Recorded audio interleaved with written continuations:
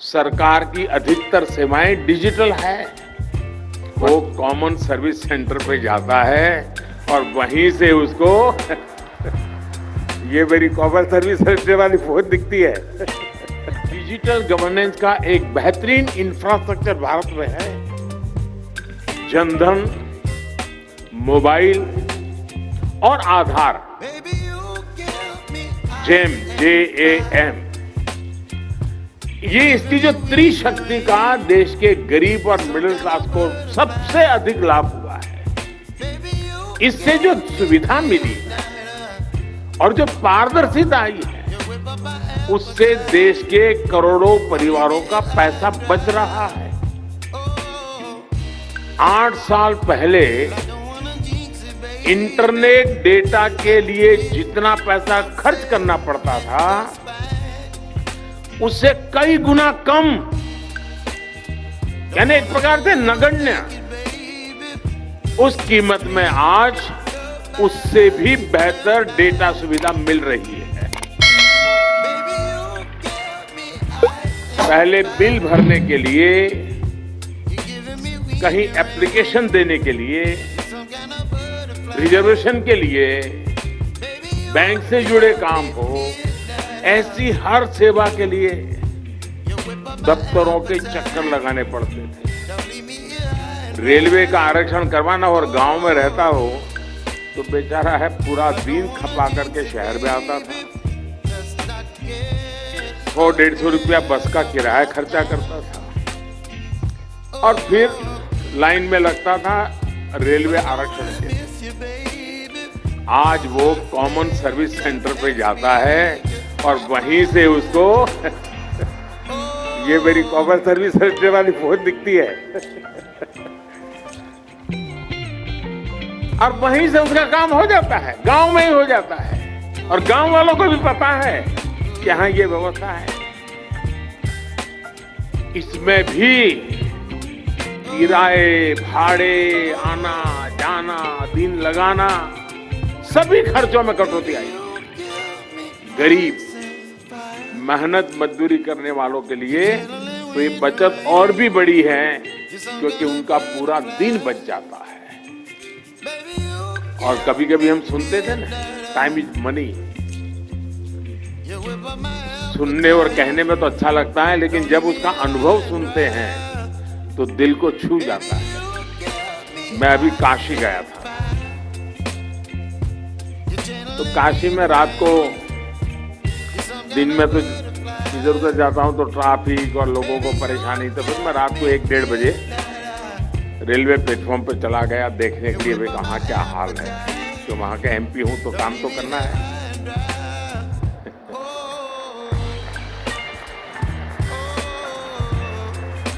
तो मैं वहां पैसेंजरों से बात कर रहा था, स्टेशन मास्टर से बात कर रहा था, क्योंकि मेरा सरप्राइज विजिट था, कोई बता के तो गया नहीं था।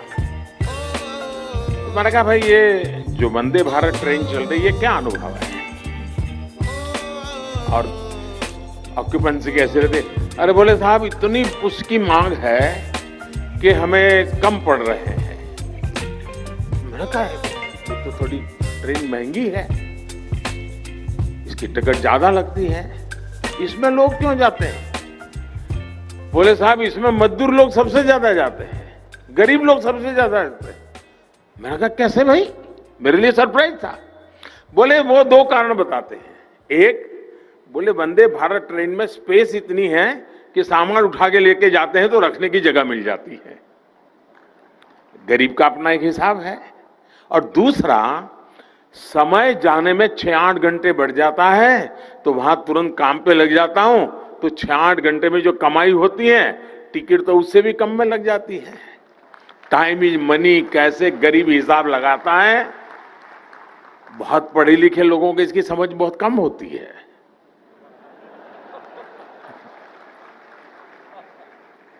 साथियों, ई संजीवनी जैसी टेली कंसल्टेशन की जो सेवा शुरू हुई है, मोबाइल फोन से बड़े बड़े अस्पताल, बड़े बड़े डॉक्टरों के साथ प्राइमरी सारी चीजें पूरी हो जाती है।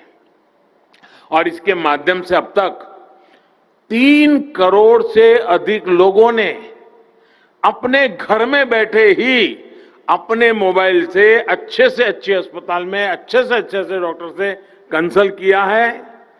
अगर उनको डॉक्टर के पास जाना पड़ता तो आप कल्पना कर सकते हैं कितनी कठिनाइयां होती, कितना खर्चा होता। ये सारी चीजें डिजिटल इंडिया सेवा के कारण जरूरत नहीं पड़ी। साथियों, सबसे बड़ी बात जो पारदर्शिता इससे आई है, उसने गरीब और मध्यम वर्ग को अनेक स्तरों पर चलने वाले भ्रष्टाचार से मुक्ति दी है।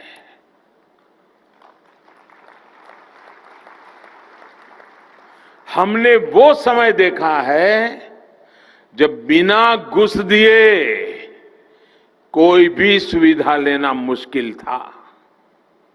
डिजिटल इंडिया ने सामान्य परिवार का ये पैसा भी बचाया है। डिजिटल इंडिया बिचौलियों के नेटवर्क को भी समाप्त कर रहा है। અને મને તો યાદ છે એકવાર વિધાનસભામાં ચર્ચા થયેલી અને આજે ચર્ચાને યાદ કરું તો મને આશ્ચર્ય થાય કે આવી બધી વાત વિધાનસભામાં થતી હતી। કેટલાક પત્રકારો જઈને શોધશે, હવે શોધી કાઢશે બધું। વિષય એવો હતો કે જે વિધવા પેન્શન મળે છે તો એ વખતે મેં કહ્યું કે આપણે એક કામ કરો ભાઈ, પોસ્ટ ઓફિસમાં ખાતા ખોલાવી દો અને ત્યાં એમનો ફોટો હોય અને આ બધી વ્યવસ્થા હોય અને પોસ્ટ ઓફિસમાં જઈને એ જે વિધવા બહેન હોય એને પેન્શન મળી જાય। હોબાળો મચી ગયો, તોફાન મચી ગયો। મોદી સાહેબ તમે શું લાયા છો? વિધવા બહેન ઘરની બહાર નીકળે કેવી રીતે? એ બેંકમાં જાય, પોસ્ટ ઓફિસમાં જાય કેવી રીતે? એને પૈસા લે કેવી રીતે? બધું જાત જાતનું ભાષણ તમે વાંચો તો બધી મજા આવે એવું બધું બોલ્યા છે। મેં કોઈ ભાઈ મારે તો આ રસ્તે જવું છે, હવે તમે મદદ કરો તો સારું। ના કરી મદદ, પણ આપણે ગયા કારણ જનતાએ મદદ કરી છે ને।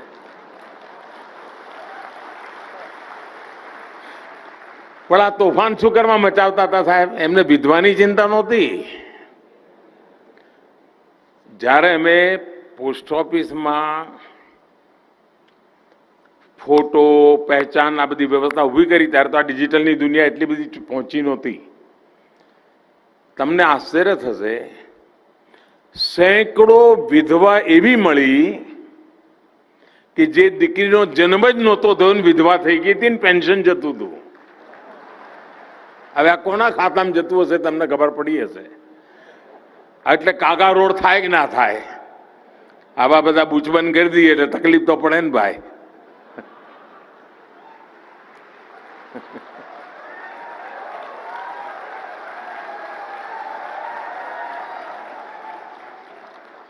આજે ટેકનોલોજીનો उपयोग કરીને डायरेक्ट बेनिफिट ट्रांसफर के माध्यम से बीते 8 साल में 23 लाख करोड़ रुपए से अधिक सीधे लाभार्थियों के बैंक खाते में भेजे गए हैं।